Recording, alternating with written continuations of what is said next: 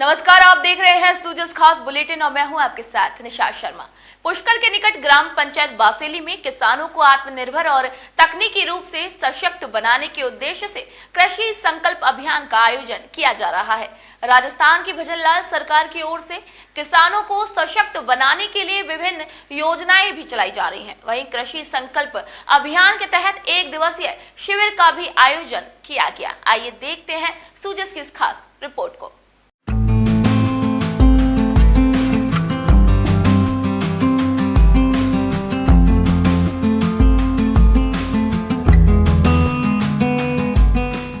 ग्राम पंचायत बासेली स्थित मिनी सचिवालय में आयोजित इस शिविर में राष्ट्रीय बीज मसाला अनुसंधान केंद्र यानी NRCSS अजमेर के प्रधान वैज्ञानिक डॉक्टर रविंद्र सिंह ने किसानों को वैज्ञानिक खेती, उन्नत बीज और जैविक कृषि से जुड़ी जानकारी दी।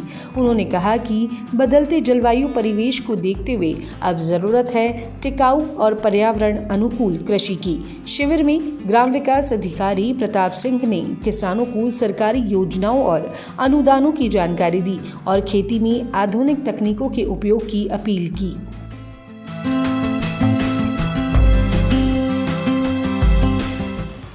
आज जो विकसित कृषि संकल्प अभियान है उसके लिए हम बांसेली गांव में एकत्रित हुए हैं और ये अभियान 29 मई से लेकर 12 जून तक पूरे भारतवर्ष में चल रहा है।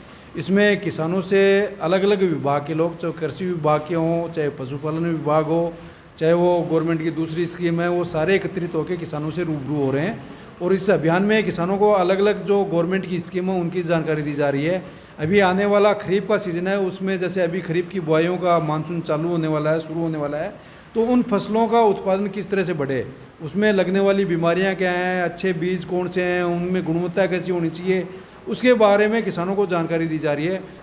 आज ये कृषि विभाग से कृषि विकसित संकल्प यात्रा के बारे में कैंप लगा हुआ है, जिसमें कि किसानों को ये अपने किस किस योजना से लाभान्वित किया जा सकता है उसके लिए सब लोगों को बताया गया है। सब किसानों को यहाँ बुलाया है और महिलाओं को महिला समूह के माध्यम से आत्मनिर्भर बनने के लिए जैविक खाद तैयार करना या और भी उत्पादन जो महिलाएं इकट्ठी होकर अपने काम कर सकती है उसके बारे में जानकारी दी है। अपने घर में जो भी ये लिक्वर होता है, जैसे गीला कचरा और सूखा कचरे के बारे में, उससे भी खाद तैयार की जाती है, उसकी जानकारी विस्तृत रूप से दी गई है।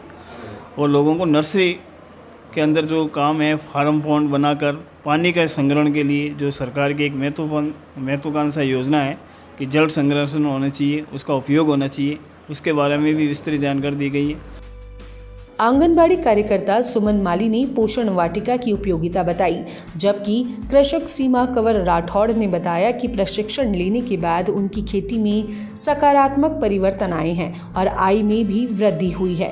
शिविर में 100 से अधिक किसानों ने भाग लिया और खेती से जुड़ी तकनीकी सहायता, बीज वितरण और उपकरणों की जानकारी ली। कार्यक्रम का मुख्य उद्देश्य ग्रामीण क्षेत्र में उन्नत कृषि तकनीकों का प्रचार प्रसार करना और किसानों को आत्मनिर्भर बनाना रहा।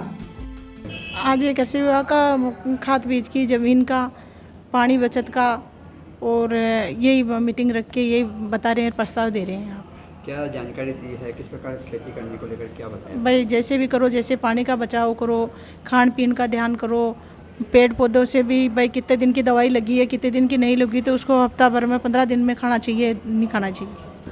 ये आज यहाँ पर ग्रामीण पंचायत में कृषि संबंधित कैंप लगाया गया है, जिसमें उर्वरक और रासायनिक खाद वगैरह आदि का जानकारी दी गई है। उसमें बहुत से उत्पाद है जिसमें सरकार की सब्सिडी मिल रही है, उसके बारे में जानकारी दी गई है।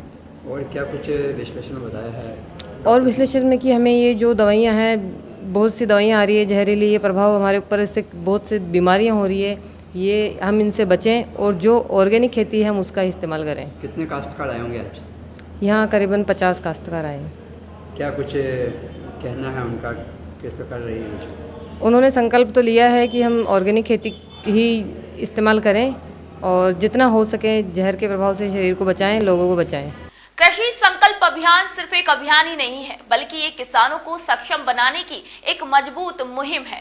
ग्रामीण क्षेत्र में उन्नत कृषि तकनीकों का प्रचार प्रसार करना और किसानों को आत्मनिर्भर बनाना इसका प्रमुख उद्देश्य है।